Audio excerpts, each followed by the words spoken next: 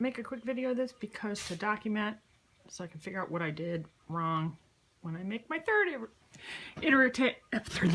iteration of the unnecessarily complicated gaming box.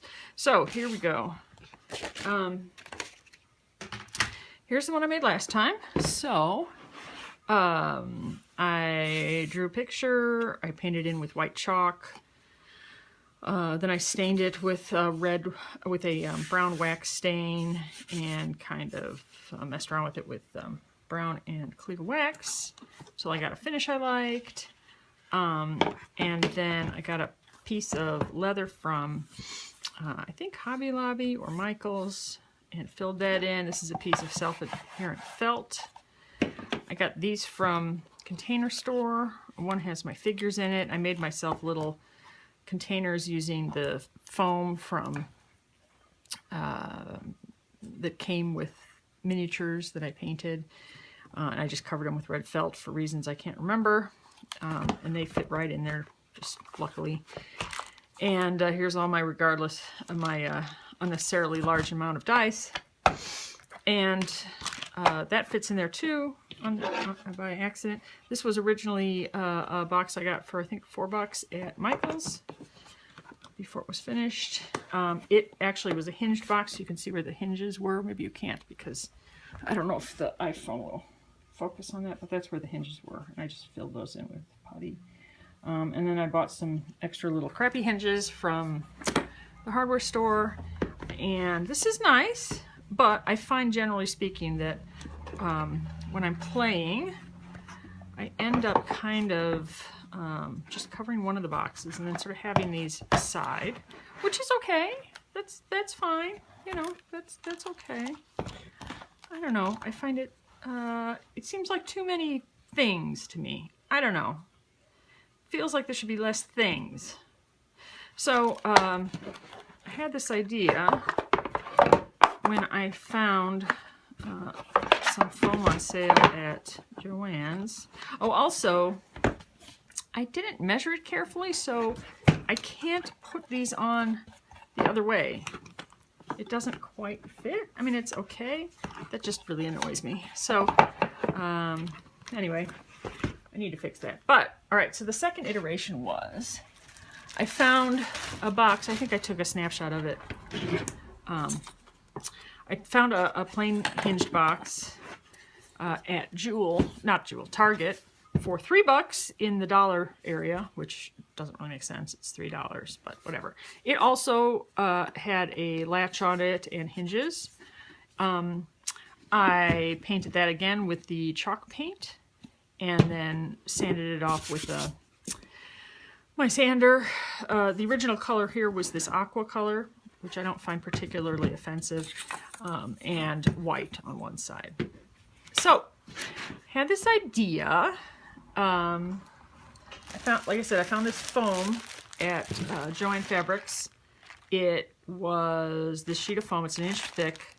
It's probably thicker than I really need, but it was on sale for like $1. So I thought what I could do is something like one side for rolling dice, yeah, and then the other side I could make, you know, like a little area for little miniatures. It'd be so nice. And then the other area I could keep my dice in. And then when I play, I could take out the miniature I want, take out the dice I want, and then play like this. And then there's a much smaller footprint on the table because real estate is very precious on the D&D table because usually you're crowded in with a bunch of fellow nerds and you know, what are you gonna do? Anyway, so I'm trying to figure out how to do this. I printed out a template like this. I'm thinking what I'm going to do is I got a piece of crafting wood from Hobby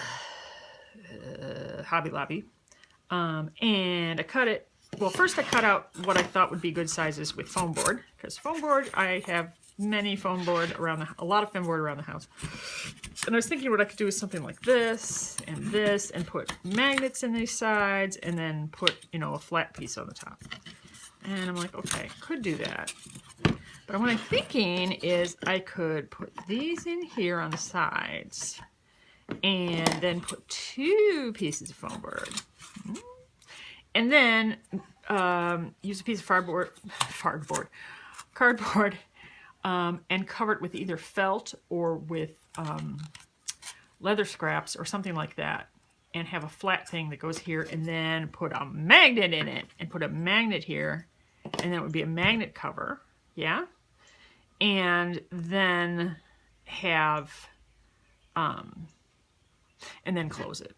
So, I mean, my concern is that if the magnet closure isn't good enough, then when you pick it up, these all fall into the main area and everything will be a mess, which I don't like. The other thing I was thinking was I could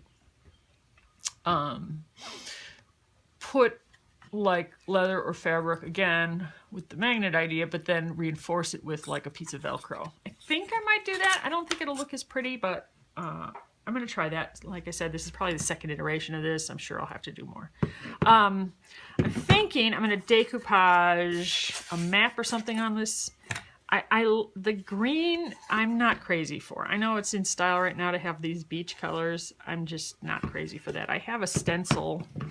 Where's that stencil? I have the stencil from the old video, from the old box, the original dice box. And I have a really cool stencil I found cheap also somewhere that's like a compass, which I thought was kind of cool. But I also found at Hobby Lobby for $4. Oh my God! All of these leather scraps. What? So I was thinking the other thing I could do. Oh wait, here it is. Here's this cool. I really like this stencil. And then Hobby Lobby, 33 cents for a piece of felt. I like hanging around Hobby Lobby and Michael's and stuff. Anyway, so for $4, I got all of these pieces of leather, one of which is actually big enough to put, to line the bottom of this guy, which I thought was kind of awesome. And the other ones, I figure I can always piece together into a shape if I want. Oh wait, is this piece big enough too? I think this piece might be big enough too. Let's see. It is! Okay. Anyway, so that's the plan, and we'll see how it comes out. Woohoo! Oh God! Oh! Oh God! Oh.